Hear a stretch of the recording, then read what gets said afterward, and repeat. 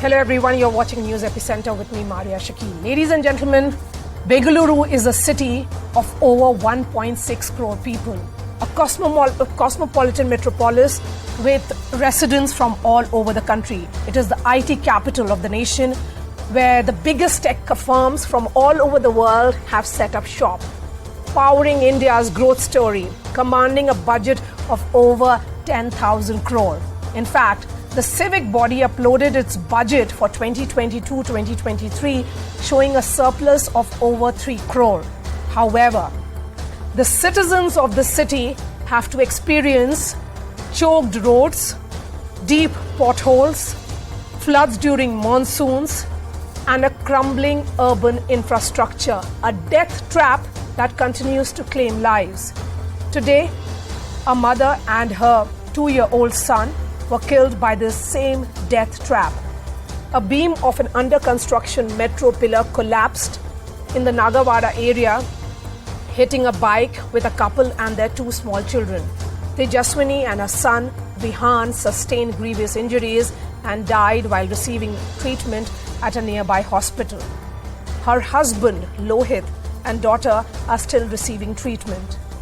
The Bengaluru police has filed an FIR under multiple sections, including causing death by negligence and endangering life through negligence, as many eyewitnesses have revealed that the beams of the metro project were dangerously tilting for the last 3 to 4 days. The Bangalore Metro Rail Corporation has released a statement saying notices have been issued to the contractor and the concerned engineers, adding that an internal audit will also be conducted, calling the incident unfortunate. That is all that they did. The BMRCL has said it will bear the cost of treatment and will provide 20 lakhs in compensation to the family of the deceased. But while this has always been a problem, it has been a problem without a solution in Bengaluru. It has not been on the agenda of the Neta class, unfortunately. In the run-up to the Karnataka elections, what all is the narrative that we hear from the ground? Reservations, love jihad, identity politics surrounding dress codes, textbooks and Tipu Sultan seem to be driving the political narrative.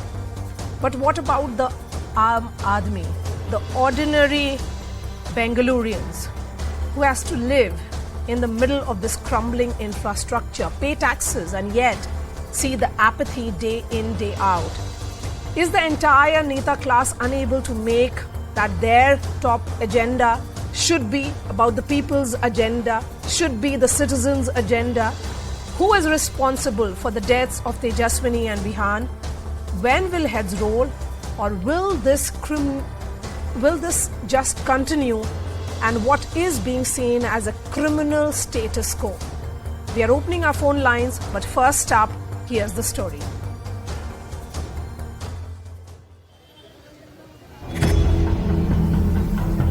This is the moment when an under-construction metro pillar collapsed in Bengaluru, crushing 25-year-old Tejasvani and her 2.5-year-old son Vihan to death. Tejasvani was riding pillion while her husband was driving their bike in Bengaluru's Nagawada area. The couple were both wearing helmets and their twin children, a son and a daughter, were with them. While they were passing through the stretch, a 40-feet-long iron metro pillar crashed on them. Tejasvani and Vihan suffered grievous injuries and died in hospital, while the husband and daughter are still being treated. ಇದು pillar ಬಂದು 4-5 ದಿವಸದಿಂದ ಅಲ್ಲಾಡ್ತಾ ಇದೆ. ಯಾರು responsibility ತಗೊಳ್ತಾ ಇಲ್ಲ. ಅವ್ರ ಕೆಲಸ ಬೇರೆ ಸರಿಯಾಗಿ ಮಾಡ್ತಾ ಇಲ್ಲ ಸರ್. ಬೆಳಗ್ಗೆ 10:05ಕ್ಕೆ ಇದು ಒಂದೇ ಸತಿ ಬಿಟ್ಬಿಟ್ಟಿಕ್ಕೆ ಇವರು ತಾಯಿ ಮಗು ಮತ್ತು ಗಾಡಿಯಲ್ಲಿ ಹೋಗ್ತಾ ಇದ್ರು. The iron bars of the pillar had been fixed but were yet to be concretized. It was part of Namma Metro's operations to Kempegowda International Airport, which is set to be open to the public by the end of the year. This kind of incident should not happen in the future. For that, whatever is the required additional measures which has to be taken, which the team will suggest, accordingly we'll work on that. The tragedy in Bengaluru comes at a time when the Bombay government is being accused of cutting corners and hiring contractors who use low-quality raw materials. ನನಗೆ ಈಗ ತಾನೇ ನೀವು ಹೇಳಿದ ಮೇಲೆ ಸುದ್ದಿ ಗೊತ್ತು. ಅದು ವಿಚಾರಣೆ ಮಾಡ್ತೀವಿ, ಯಾಕೆ ಬಿತ್ತು ಏನು ಬಿತ್ತು ಅಂತ. ಆ ಕಾರಣನೂ ಕೇಳ್ಕೊತೇವೆ ಮತ್ತು ಅವ್ರಿಗೆ ಏನು ಪರಿಹಾರ ಕೊಡಬೇಕು ಅದು ಕೂಡ ಕೊಡ್ತೇವೆ. ಸಂಪೂರ್ಣವಾದಂಥ ಮಾಹಿತಿ ತಿಳ್ಕೊಂಡು ಮತ್ತೆ ರಿಯಾಕ್ಷನ್ ಮಾಡ್ತೇವೆ. This is the quality of 40% commission Sarkar. When they give 40% commission, what quality they can give? This is not the first time that Bengaluru residents have died due to glaring civic apathy in the city. Killer potholes have claimed the lives of countless motorists, and the city's IT corridor sinks with even one spell of heavy rainfall. With no lessons learnt, who will be held accountable for Bengaluru's civic mess? Or will it be business as usual? Nobody will be held accountable and Bangaloreans will continue to suffer. Let me bring in all my guests and I'm opening the phone lines and we have started getting the callers as well. But first, Srinivas, for 3 days the beams were dangerously tilting. The commuters saw it. But today it killed a mother and her 2-year-old son. There can be no compensation for human life. But then that is all that they are offering after this tragedy. This is no compensation. There is no compensation for such a thing, and even the thought of money as a replacement for a lost future and the little child is just heartrending to see these images of these family that's completely shaken and broken today. And the fact that for 3-4 days this thing has been tilted, and I'm hearing this for the first time now, is just unimaginable news for me, and it's just unpardonable for the people that are in charge of this particular project. And the entire thing is about negligence. You know, the case is about negligence. It is about criminal negligence not amounting to murder. And that is what will make them all go scot-free. All those who are responsible for this negligence, be it the contractors or concerned engineers. We have the first 2 callers joining us. Leena from Bengaluru. Leena, please go ahead. Yes, ma'am. Thank you so much for giving me an opportunity to talk. Firstly, it's just not about only the civic issues, but also, the streets and the sidewalks, basically the footpaths.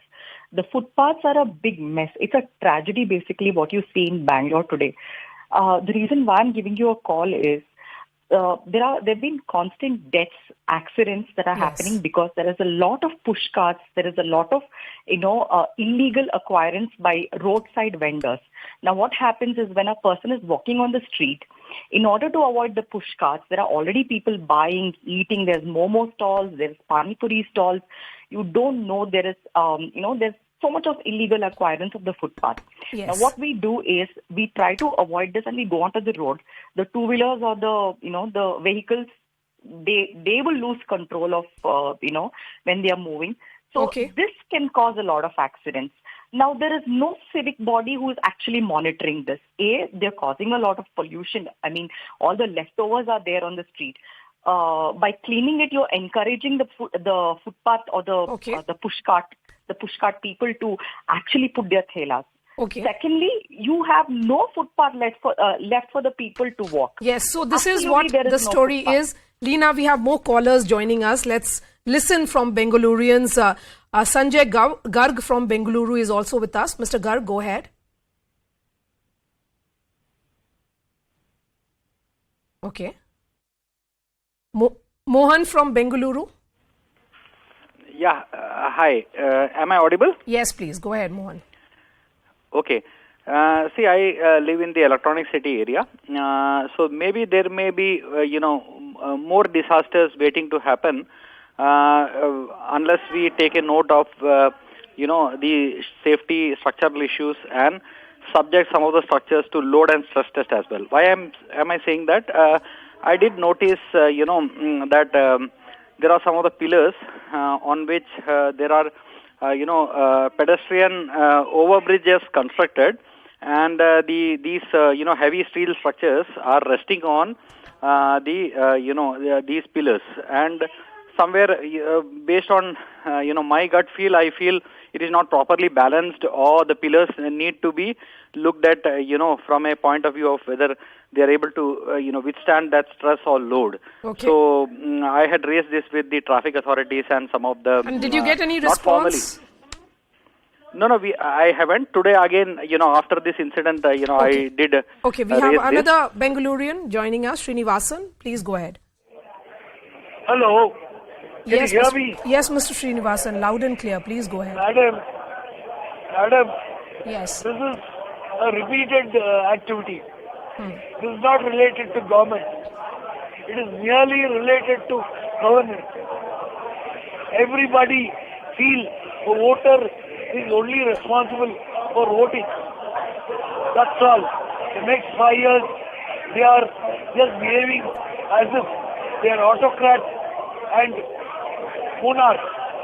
After 5 years, they just suddenly become humble and request for a vote. So nobody seems to be responsible for it, and perhaps the mother and the son who lost their lives, who will be held accountable? The answer would be that contractor may be responsible, but will heads roll? Unlikely. Lavanya Balal, the sad part of this entire story is what? That every month there is a pothole related death in Bengaluru, but what we are told by politicians is that Tipu Sultan becomes a talking point, that as far as issues that concern the politicians of the state is concerned is love jihad, anti-conversion law, nightmare of the citizens is waterlogging, electrocution which is happening and people are dying, and all that, politicians, be it the Congress or the BJP, they are talking about glorifying or criticizing Tipu Sultan. Is this a case of lost priority or misplaced priority? Or you don't understand, or you don't concern, or is the political class not concerned? Good evening, Maria. Let me make it very clear. It is not the Congress which has been speaking about Tipu Sultan. It was the BJP party yesterday which was getting ready to release a book about Mr. Siddaramaiah, comparing him to Tipu Sultan, and it shows the priorities of the BJP party clearly. And Nalin Kumar Katil, the BJP chief and an MP, said we should be focusing on love jihad and not on issues like infrastructure of the state. Now the question is, the state spends 30 crores every year apparently to fill the potholes of only Bengaluru. The question is, what happens to that 30 crores? Also, we have around 600 odd deaths that happen in Bengaluru every year. The city is turning very hostile for the pedestrians as well as for the motorists. Now, if it is a case of negligence, and a pillow is leaning from the last 3 days, who is responsible for it? Also, why was the traffic allowed in that area when this structure was so shaky and it looked like it was going to crash any minute? I know we cannot predict when it will crash, but why was the traffic even allowed there? And this entire Bangalore, if you look at it, we do not have a BBMP body. One of the second richest corporations of India does not have a governing body from the last 2.5 years. No, but they have been pushing it forward. No, and who do but Sandeep, while I'm going to take that thought of Lavanya a little ahead with Sandeep now. Sandeep, just look at negligence, glaring negligence in this case. There was reinforcement bar bending since last 4 to 5 days, as I said. The ropes tied to structure loosened, yet not fixed. Not enough barricades around the construction site. There is inadequate scaffolding or safety net near the site. And beam was tilting due to weight and lack of support. It was a disaster waiting to happen. And, the taxpayers, this mother and son, are at the receiving end. Imagine a family is broken today for something which was so clear on our face. Will any of the, senior politicians take the blame on themselves, or will they be talking about the contractors and the engineers? Maria, I think the government is very clear where their priorities are. If you look at the BJP president's recent scandalous remark, he said, don't talk to the electorate about civic issues. Talk to them only about love jihad. It's very clear. Now, I don't want to let the Congress off the hook either. The Congress is obsessed with the Tipu Jayanti. If they come to power, they're only obsessed about Tipu Jayanti. They're pandering to minorities. There are a lot of other Muslims they can have a Jayanti about. There is Govt Khan, who's considered the Karnataka's Gandhi. I mean, there are a lot of others. So what I'm saying is neither of these parties or the JDU are interested in the city's governance. You rightly pointed out, our budget for BBMP alone is as big as many other small states. That's right. Now, that doesn't even account for BMRCL. See, BMRCL is a parastatal. It doesn't even come under BBMP. And there are about 10-15 parastatals which actually do work in the city. And the city government, which is supposed to be the city government, is BBMP, has no control over these. Now, about the lack of safety standards and professionalism as well as quality control, it is not unique to BMRCL. BMRCL has displayed its lack of these systems right now. But if you generally travel around Bangalore's roads, you will find craters, you will find dug up excavations, you will find ditches alongside populated areas. Anybody could fall into one of those. There is absolutely no standards followed. Yes. The Silicon Valley of India has Yes. no professionalism about public infrastructure work. Yes. Why is this happening? One, the BBMP has no control. Everybody thinks BBMP is in charge of the city. No, it is not. There are 15 organizations that run this. And why is this happening? Because the state government, realizing there's so much money in the city, BBMP plus all these other 15 parastatals are fleecing the city. Why? Because the state's politicians want to keep putting their, pulling out all that money from the city. Exactly. Mr. This is Gowda, what leads to the your corruption. party president talks about everything and in fact goes on to say कि चुनाव में अगर बात करना है तो love जिहाद की बात करिए, कन्वर्जन बिल की बात करिए, इसकी बात मत करिए. If you look at the NCRB data says that Bengaluru recorded the highest deaths among major cities in the country. 3,213 road accidents in the city led to 654 fatalities and left 2,280 people injured. Most of these cases are negligence of civic bodies. Will accountability be fixed, sir? Or will it continue to be business as usual as we have seen? And if anything, some kind of criminal nexus that is evident between the politicians and these members of the civic bodies. Mr. Gowda. Mr. Gowda, if you can hear me. You'll have to wait and listen to the question, sir. For the last 20 minutes, you have been constantly moving. Will you please listen to the question and answer?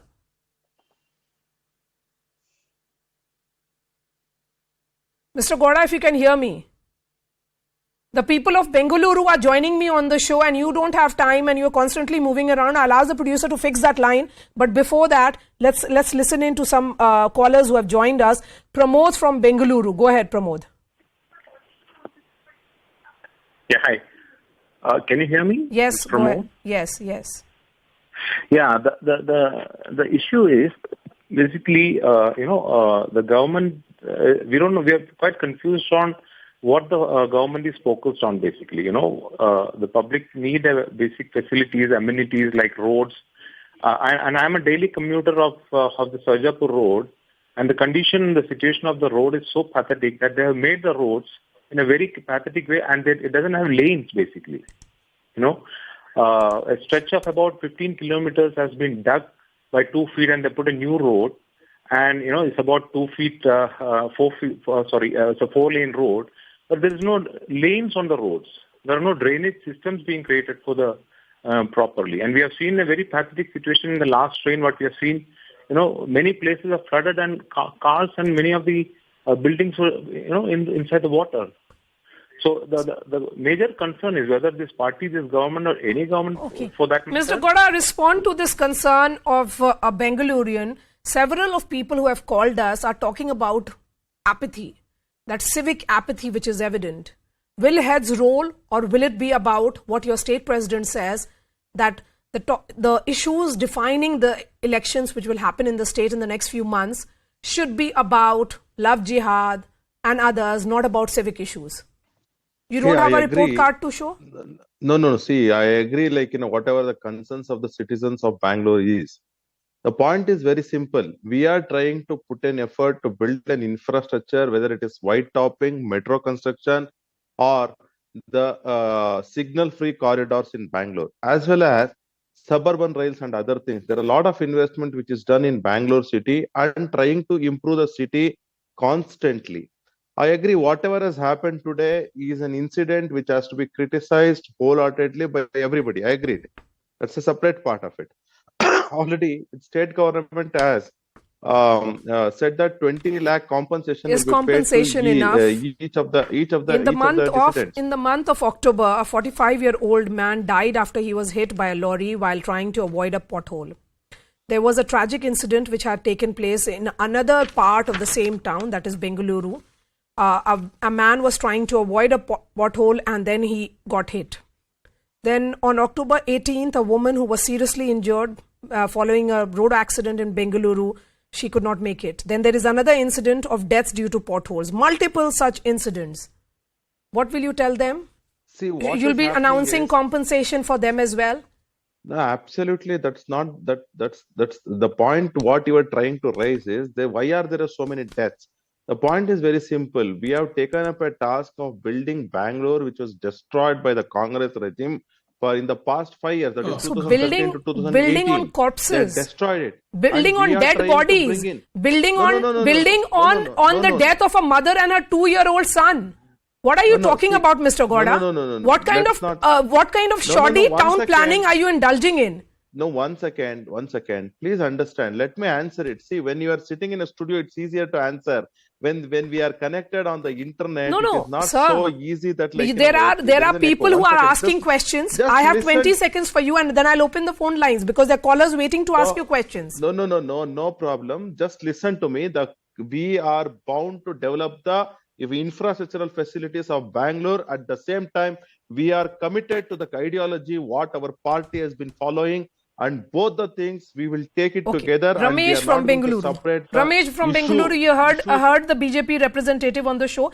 I'm not going to blame a particular political party because I think both the parties are responsible here. But because it is the BJP which is in power, they have much to explain, and that is the reason why questions are being directed towards them. Ramesh from Bengaluru, please go ahead. You know, Maria, it's unfortunate that to be a Bangalorean is one of the worst one can have, because this city for the last 3 decades there has been no infrastructure in this city. Now I have a request to you, Maria. Every second month we have some or other issue happening, somebody dying at the pothole. Today this tragedy happened. I think my request to you, Maria, would be you should stop calling these political representatives. They just come and give the gyan, do nothing. And instead, you should call the people responsible, like this death which has happened today. Call the BMRCL MD. Why he should not be behind the bar? Why the BBMP Absolutely, commissioner Mr. should not be Ramesh. behind the bar? We certainly had hoped that the BBMC chief would join us. BBMP chief would join us. That hasn't happened.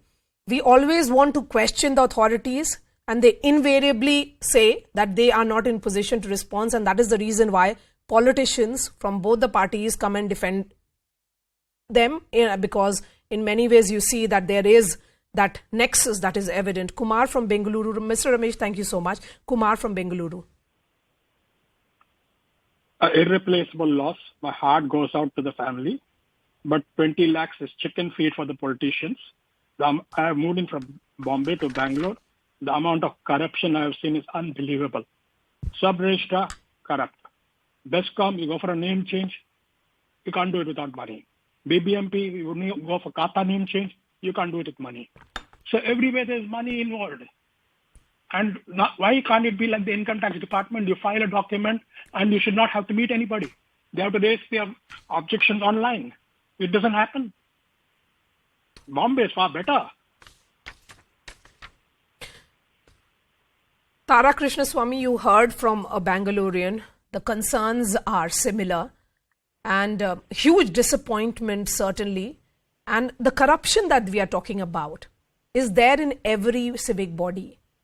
But leading to deaths is perhaps happening only in Bangalore. Maria, this is not the first time it's happening in Bangalore. It happened a couple of years back as well. Yes. And it's happened, metro-related deaths have happened in other cities as well. The question is, where are the criminal cases against those responsible? And I don't mean some low-level, subcontractor. whether it is the Gujarat bridge collapse, after which there was nobody who took ownership for it and was really held accountable with a criminal case against them, hundreds of lives being lost. And the same here. Why is it that as an ordinary citizen, if I have something in my house that kind of falls off and even breaks a wall of a neighbor, there's going to be a case against me. Now, where is the criminal case against somebody who owns this project? Is it going to be, filed, or as usual, whether it's a custody death or a pothole death, at most there is a fine or a transfer, and there is nothing more than that. It's a very colonial attitude that treats us as somebody else, as the other, as opposed to, people that employ these officials, people that elect the government. The second of all, this particular issue is not a civic body issue because the BBMP is not responsible. The BMRCL is. BMRCL is owned by the union government and jointly with the state government. This is our brand double engine sarkar. So who should we hold responsible? Either way, we can only hold the same. Ashok Gowda will respond. Mr. Gowda. Yeah. See, BMRCL is a separate entity. What our panelist is saying, see, it's an SPV. Agreed. Whatever has happened, immediately state government has acted, the double engine sarkar has acted, and the concerns will be taken care of. If the safety measures were not practiced up to the standards, it will be definitely a concern which we will issue the notice to the BMRCL MD as well as the other people. But you cannot blame the government. There is a lot of things which... What did you No. One second. Did you improve anything? There were construction workers themselves that died due to lack of safety. So what has changed when you say that we will take action? What action there is have a you safety taken code. to ensure that this doesn't There happen? is a safety. If for 5 days it was unsafe, why was there this is a allowed? safety. Why was There is the a road safety shut down? code. There is a safety code 19001, which has to be practiced by all the authorities which are doing infrastructure works, and the particular contractor who is responsible should follow the procedures of safety according to documentation 19001. And if he has not followed, definitely the action has to be taken on him. And definitely it is our government double engine sarkar has taken it very seriously, and we are not going to spare anybody who is not following the procedures. If you have taken it seriously, why are people dead? Why are innocent people dead if you've taken it seriously, sir? Yes. No. That is what ordinary Bangaloreans like you and me walking on the road. You want to listen to the father. You want to listen to a man who has just lost his wife and a 2-year-old son. The family which will never be the same again. And all you have to offer is empty words. No, these are empty words, Mr. Gowda. Sympathy will not fill in this gap, the huge gap that this family is now feeling. Let's listen in to the father, and then I'm going to go back to the guests. I was supposed to drop them to the concerned place, and I was supposed to leave from there. But by that time, within a fraction of a second, this incident happened. I was not able to get a control also. So as soon as I saw back, my wife and my kid, they were fallen, and nothing was there in my hand. Sir, अभी क्या बोल सकते हैं? मेरा तो सब कुछ खत्म हो गया. बस आगे ऐसा ना हो, दूसरों के लिए ऐसा ना हो. वो सभी सेफ्टी प्रिकॉशंस वो सभी ये करके करे बस. मेरा तो सब कुछ ही खत्म हो गया. मिस्टर गौड़ा, किसी को तो जवाब देना होगा ना? Immediately our state government has acted. Our sympathies are there with him. Agreed that there is a safety measure which has been compromised according to the bylaws which has been set according to safety measures by 19001 document.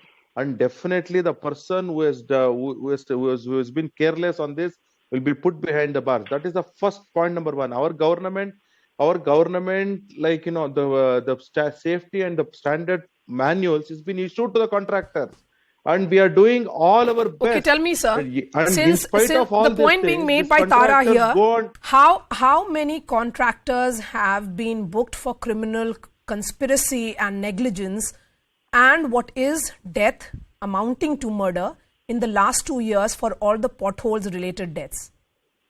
Give me a number, sir.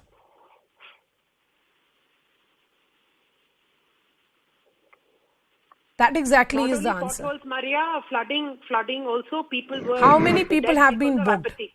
How many engineers, how many contractors have been booked? Isn't this evident that there is rampant corruption and politicians are hand in glove with them? We have the last caller joining us. In fact, that caller has left the show. I would move to the next topic of the day. Ashok Gowda, Lavanya Balal, Srinivas Alavali and Sandeep, thank you so much for joining us. Of course, the people of Bangalore are asking questions. The politicians seems to have no answer at all. Shifting focus now to debate 2. There is no end to the tussle between the ruling DMK in Tamil Nadu and Governor R.N. Ravi.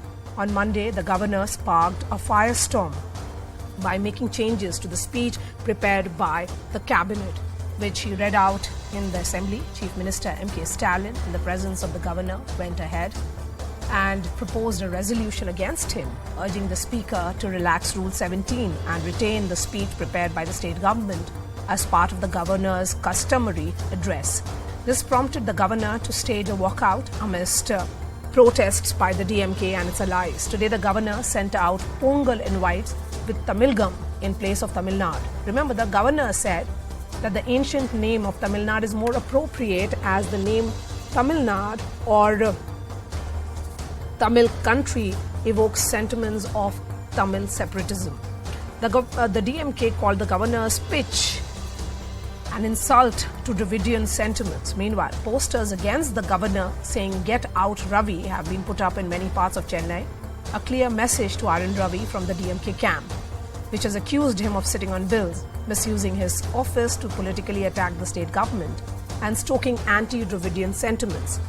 This fight has erupted amidst simmering tensions between governors and governments in Kerala and Telangana as well. In Kerala, the State Assembly has passed a bill to remove Governor Arif Mohammed Khan as the Chancellor of State Universities when he questioned the selection process for Vice Chancellors, while in Telangana, Governor Soundararajan has accused the state government of breaching protocols and targeting her office for doing her job. The charges have been flying thick and fast from both the sides, but the question remains, who is crossing the line?